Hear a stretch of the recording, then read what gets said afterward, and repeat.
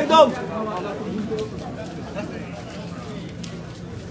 আপনারা জানেন গতকাল আমি সাংবাদিক বৈঠকে বলেছিলাম, আমরা যখনই খবর পেয়েছিলাম কালকে দুপুরবেলায়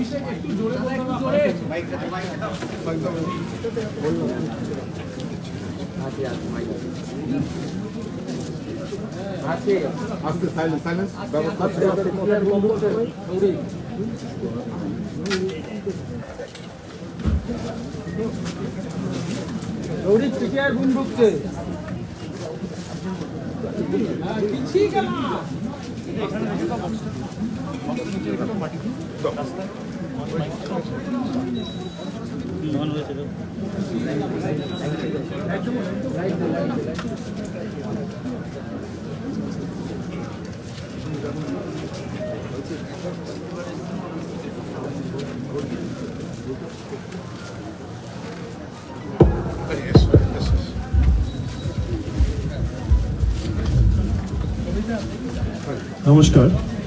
আপনারা জানেন আমি গতকাল সাংবাদিকদের সাথে যখন প্রেস কনফারেন্সে বসি তখনই আমি বলেছিলাম যে গতকাল দুপুরবেলায় আমরা খবর পেয়েছিলাম যে ঘটনা কালকে ঘটেছে, খুব স্যাড, আনফর্চুনেট, দুঃখজনক, বেদনাদায়ক ঘটনা। গত পরশুদিন জাতীয় নির্বাচন কমিশন এসআইআর অ্যানাউন্স করেছে এবং তার 24 ঘন্টার মধ্যে আমরা খবর পাই যে 57 বছরের একজন পুরুষ, অবিবাহিত, তিনি আত্মঘাতী হয়েছে। এনআরসি এসআইআর এর ভয়ে তিনি নিজের প্রাণ নিজে নিয়েছে। আমি কালকেই তার পরিবারের লোকজনের সাথে যোগাযোগ করেছিলাম এবং আমাদের এখানকার যারা বুথ সভাপতি সহ জনপ্রতিনিধিরা যারা রয়েছেন, সবাই দলীয় সংগঠনের দায়িত্বে যারা রয়েছেন, সকলেই পরিবারের সাথে এসে কথা বলেছে, সাহায্যের সহযোগিতার হাত বাড়িয়েছে। একটা প্রাণ চলে গেলে তো কেউ ফিরিয়ে আনতে পারে না। একটা প্রাণ আমাদের কাছে মণিমুক্তের মতো। আমি কালকেই প্রদীপ বাবুর পরিবারের সাথে যোগাযোগ করি এবং তার যে ভাই রয়েছে তপন বাবু, তারও ওপেন হার্ট বাইপাস সার্জারি হয়েছে এবং তিনি অত্যন্ত দুর্বল। আমি গতকালও শুনেছি তিনি কয়েকবার অজ্ঞান হয়ে গেছে এবং আমি উপরে গিয়ে তার পরিবারের লোকজনের সাথে কথা বলে যেটুকু শুনেছি, জেনেছি, তিনি যেভাবে দান ধ্যান করতেন, এলাকায় তার পরিচিতি রয়েছে, নিপাট ভদ্রলোক।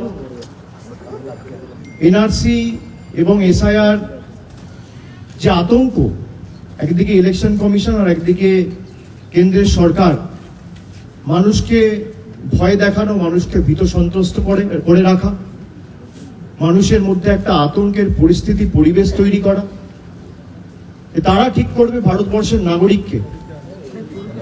প্রদীপ বাবুর পরিবার এই পাড়ায়, এই ভূমিতে, এই মাটিতে প্রায় 40 বছরের বেশি তারা এখানে রয়েছে। এই বাড়িতে হয়তো কিছুদিন আগে এসছে, এদের পাশেই তারা থাকতেন। প্রায় 40 বছরের বেশি তারা বসবাস করছে। আমি সাংবাদিক বন্ধুদের মাধ্যমে এলাকার প্রতিবেশী যারা আছেন, যারা আমার কথা শুনছেন, আমি আপনাদের করজোড় করে অনুরোধ করছি, হাত জোড় করে সবাইকে, যে আপনারা ভয় পাবেন না। আমরা বেঁচে আছি। বাংলায় মমতা বন্দ্যোপাধ্যায়ের সরকার থাকতে, আমরা থাকতে এত সোজা না যে বছরের পর বছর, 40 বছর, 50 বছর, 30 বছর ধরে যারা বাংলায় রয়েছে, যাদের বাবা, দাদু, ঠাকুরদা, একের পর এক প্রজন্ম বাংলায় রয়েছে, তাদেরকে বাংলাদেশি বলে বাংলাদেশে পাঠিয়ে দেওয়া হবে, এত সোজা নয়। আমরা বুকের রক্ত দিয়ে রক্ষা করব। আমি প্রত্যেকটা লোককে, প্রত্যেকটা মা ভাই বোনেদের প্রত্যেক পরিবার যারা আমার কথা শুনছেন, বিশেষ করে কলোনি এলাকায় যারা থাকেন, তারা নির্ভয়ে নিশ্চিন্তে থাকুন। কোন এসআইআর এনআরসি করে বাংলার একটা মানুষকে যদি এরা ভোটার তালিকা থেকে বাদ দেয়, আমরা 1 লক্ষ লোক নিয়ে নির্বাচন কমিশন ঘেরাও করব। কত ধানে কত চাল এদের বোঝাবো, এত সোজা নয়। আমি প্রদীপ বাবুর বাড়িতে থাকতে থাকতে তার ভাইয়ের সাথে কথা বলতে বলতে আমার কাছে খবর এলো দিনহাটায় আর একজন ভদ্রলোক এসআইআর এর ভয়ে আত্মহত্যা করার চেষ্টা করেছে বিষ খেয়ে। তাকে হাসপাতালে নিয়ে যাওয়া হয়েছে। আমি সর্বশক্তিমানের কাছে প্রার্থনা করি তাকে যেন সুরক্ষিত রাখে। কিন্তু দিনের পর দিন যেভাবে মানুষ আতঙ্কের মধ্যে বসবাস করছে, আমি সকলকে অনুরোধ করব আপনারা চিন্তা করবেন না। প্রদীপ বাবুর নামে মানে আমি সত্যি খুব লজ্জিত যে একটা রাজনৈতিক দল এতটা নিচে নামতে পারে। তাকে আক্রমণ করা হচ্ছে, ব্যক্তি আক্রমণ করা হচ্ছে, তিনি লিখতে পারেন কি না লিখতে পারেন সে নিয়ে কথা বলা হচ্ছে। তিনি পরিষ্কারভাবে লিখে দিয়ে গেছেন যে আমার মৃত্যুর জন্য দায়ী এনআরসি এবং এসআইআর। তারপরে ওটা নিয়ে রাজনীতি করবে। এবং পরিবারে উনি একমাত্র লোক যিনি পরিবারটা চালাতেন কাজ করে। তাদের পাশে একটা ছোট্ট দোকান রয়েছে। প্রয়াত প্রদীপ বাবু এবং তার ভাই তপন বাবু দুজনে মিলে এই কাজে দোকানটা চালাতেন। Soul earning member of the family. পরিবারের লোকেরা এখন চিন্তায় যে আমরা ঘর সংসার চালাবো কি করে, থাকবো কি করে, বাঁচবো কি করে। যারা নিজেদেরকে হিন্দু ধর্ম এবং সনাতনী হিন্দুদের রক্ষাকর্তা, বিধাতা, ধারক, বাহক বলে দাবি করে, একটা লোক এসে পরিবারটার খোঁজ নিয়েছে। 24 ঘন্টা হয়ে গেল, এরা ভাষণ দেয়। এরা ঠিক করবে কে বাংলাদেশ থেকে এসছে, কে পাকিস্তান থেকে এসছে। আপনারা শুনে রাখুন আমার কথা। বাংলাদেশের যদি আপনারা ম্যাপ দেখেন, মায়ানমারের যদি আপনারা ম্যাপ দেখেন, যেখান থেকে রোহিঙ্গা প্রবেশ করে, 4 থেকে 5টা রাজ্য রয়েছে। আর মায়ানমার আর বাংলাদেশের বর্ডার যদি দেখেন, সব মিলিয়ে 8টা রাজ্য রয়েছে। একদিকে মিজোরাম রয়েছে, একদিকে নাগাল্যান্ড রয়েছে, একদিকে মণিপুর রয়েছে, উপরে অরুণাচল প্রদেশ রয়েছে, তার নিচে মেঘালয় রয়েছে, আসাম রয়েছে, একদিকে ত্রিপুরা রয়েছে, আর একদম পশ্চিমে রয়েছে বাংলা। শুধুমাত্র বাংলা এরা এসআইআর করছে। তার কারণ বাঙালি এদের কাছে বশ্যতা স্বীকার করেনি, আত্মসমর্পণ করেনি, এদের কাছে মাথা নত করেনি। আমি আপনাদের সকলকে আশ্বস্ত করে দিয়ে যাচ্ছি, এর বদলা সারা বাংলার একটাই এখন স্বর, জাস্টিস ফর প্রদীপ কর। এবং যাদের জন্য তিনি আত্মঘাতী হয়েছে তাদেরকে জেলে আগামী দিন তৃণমূল কংগ্রেস পাঠাবে। তার জন্য যত লড়াই লড়তে হোক আমরা লড়ব। আমরা গরিব মানুষের 100 দিনের কাজের জন্য যেভাবে লড়াই করে 2 বছর ধরে, গত 2 দিন আগে সুপ্রিম কোর্ট অর্ডার দিয়েছে, সেখানে 2,58,00,000 গরিব মানুষের জয় হয়েছে। কেন্দ্র সরকার ভাবছে কি, যখন ইচ্ছা যাকে ইচ্ছা আমি বাংলাদেশি ঘোষণা করে দেবো, যাকে ইচ্ছা আমি রোহিঙ্গা ঘোষণা করে দেবো। গণেশ কুমারের বাবার নাম আছে ভোটার লিস্টে, ডকুমেন্ট দেখাতে পারবে? অমিত শাহর বাবার জন্মের সার্টিফিকেট দেখাতে পারবে? প্রধানমন্ত্রী থেকে শুরু করে ক্যাবিনেটে যারা মন্ত্রী রয়েছে, স্বাস্থ্যমন্ত্রী, প্রতিরক্ষা মন্ত্রী, শিক্ষামন্ত্রী,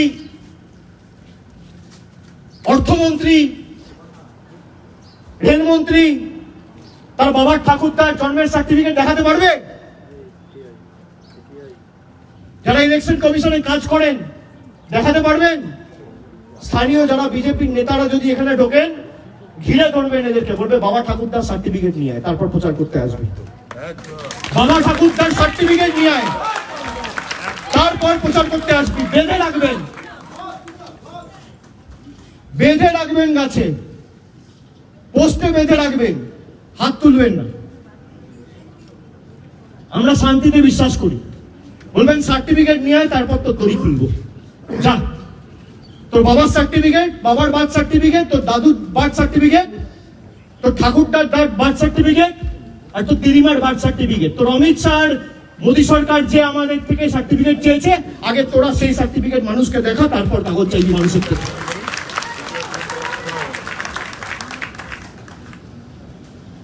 আর কেউ ভয় পাবেন না। 4 তারিখ থেকে এসআইআর এর ইনিউমারেশন ফর্ম ডিস্ট্রিবিউট হবে। জায়গায় জায়গায় তৃণমূল কংগ্রেসের ক্যাম্প থাকবে, আপনাদের পাশে দাঁড়াবে তৃণমূল কংগ্রেসের কর্মীরা, অতন্ত্র প্রহরীর মতো আপনার পাশে দাঁড়িয়ে আপনাকে সাহায্য সহযোগিতা হাত বাড়িয়ে দেবে। কেউ ভয় পাবেন না, ভয় পাওয়ার কোনো কারণ নেই। মমতা বন্দ্যোপাধ্যায় না থাকলে ভয় পেতেন, তৃণমূল না থাকলে ভয় পেতেন। যতদিন আমরা আছি নিশ্চিন্তে থাকুন। রবীন্দ্রনাথ ঠাকুরের বাংলা, বিদ্যাসাগরের বাংলা, বঙ্কিমচন্দ্রের বাংলায়, স্বামী বিবেকানন্দর বাংলা, রামকৃষ্ণ পরমহংসদেবের বাংলাকে যারা ব্যঙ্গ বিদ্রুপ করেছে, বাংলাদেশি বলে যাদের আখ্যায়িত করে আমাদের অপমান করেছে, আগামী দিন জবাব নেওয়ার জন্য আমাদের সকলকে এখন থেকে প্রস্তুত থাকতে হবে। যে কটা ছাইপাস পড়ে আছে, আমি বলছি এরা যদি প্রচার করতে আসে, এদেরকে হিসাব চাইবেন প্রথমে, যে 11 বছর এদের সরকার ক্ষমতায় এই পানিহাটির জন্য, পাশে খড়দার জন্য, ব্যারাকপুরের জন্য কি করেছে।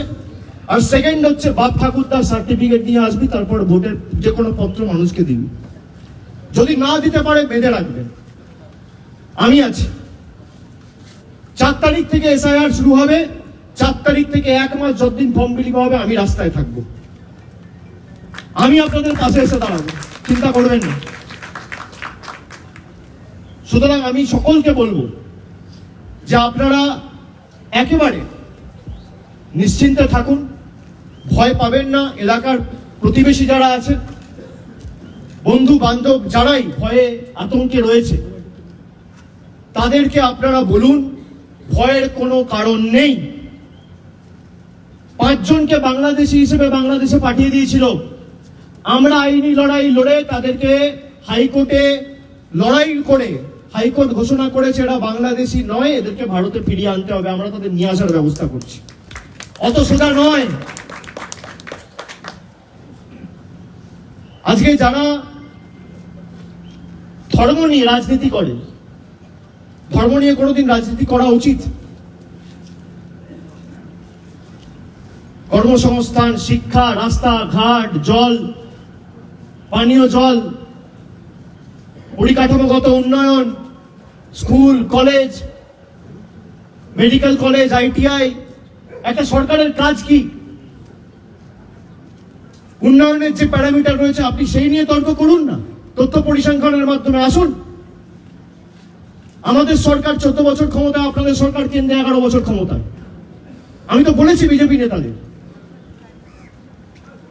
সনাতনী, আরে সনাতন ধর্মের রক্ষাকর্তা শ্রীকৃষ্ণ হতে পারে, প্রভু রাম হতে পারে, মা দুর্গা হতে পারে, মা কালী হতে পারে। সনাতন ধর্মের রক্ষাকর্তা বিজেপির নেতারা, যারা ভোটে দাঁড়িয়েছে তাদের বাবার ঠাকুরদাদের সার্টিফিকেট আছে।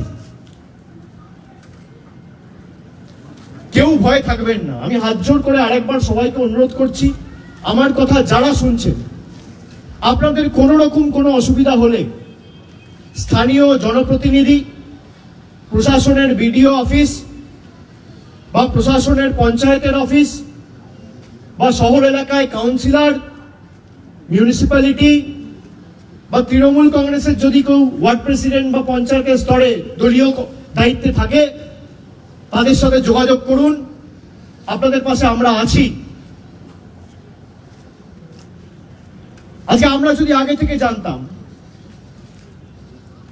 আমরা প্রদীপ বাবুকে হয়তো বাঁচাতে পারতাম। তার পরিবারের কেউ জানেই না, কারোর সাথে তিনি আলোচনাই করেন। এসআইআর ঘটনা, এসআইআর অ্যানাউন্স হওয়ার পর তিনি রুমে চলে গেছেন, পরের দিন রুম খুলে দেখছে তার মৃতদেহ। এ তো কাকতালীয় নয়। আজকে যে দিনহাটায় ঘটনা ঘটলো, এটা কি কাকতালীয়? গত 2-3 মাস আগে আপনারা দেখেছেন কলকাতায় রিজেন্ট পার্কে, নেতাজি নগরে 2 জন আত্মহত্যা করেছে। এসআইআর ঘোষণা হওয়ার পর থেকে এদের মৃত্যুর জন্য একমাত্র দায়ী হচ্ছে অমিত শাহ আর জ্ঞানেশ কুমার। আমি আবার বলছি দায়িত্বহীন ভাষায়, বিজেপি ভাবছে ইডি আর ইলেকশন কমিশনকে লাগিয়ে আমাদের টাইট করবে। তোমাদের বুকের পাটা থাকলে বাংলার মানুষের গায়ে হাত দিয়ে দেখিও। এই ভদ্রলোককে পাঠানো হয়েছে জাতীয় নির্বাচন কমিশনে যাতে ভোটার আর ভোট দিতে না পারে। আগে মানুষ ভোট দিয়ে সরকার নির্বাচিত করত, এখন সরকার পছন্দের ভোটার বেছে নিচ্ছে। আপনারা ভাবুন কি পরিস্থিতি দেশের। জ্ঞানেশ কুমারের মেয়ে ইন্ডিয়ান অ্যাডমিনিস্ট্রেটিভ সার্ভিসে চাকরি করে। এসআইআর ঘোষণা হওয়ার পরে তাকে নয়ডার জেলা শাসক করে দায়িত্বে বসানো হয়েছে। জ্ঞানেশ কুমার মানে জাতীয় নির্বাচন কমিশনের মুখ্য নির্বাচন কমিশনের আধিকারিক। তার যে জামাই মনীষ বানসাল, তাকে সাহারানপুরে ডিএম করে এসআইআর অ্যানাউন্স হওয়ার একদিন পরে দায়িত্ব দিয়ে পাঠানো হয়েছে। এটা কাকতালীয় না coincidence?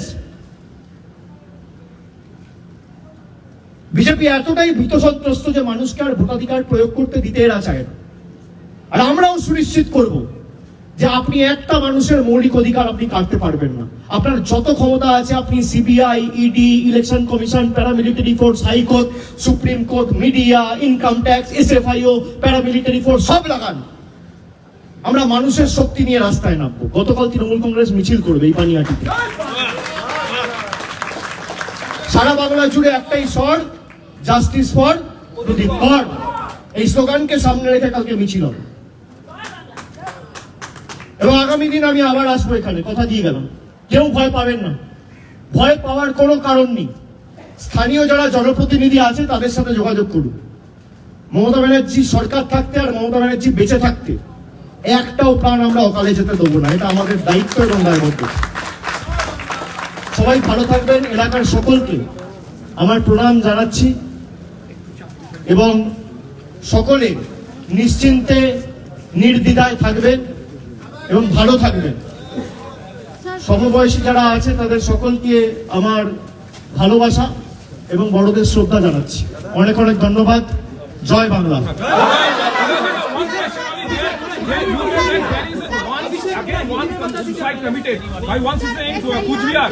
What kind of awareness we will be doing?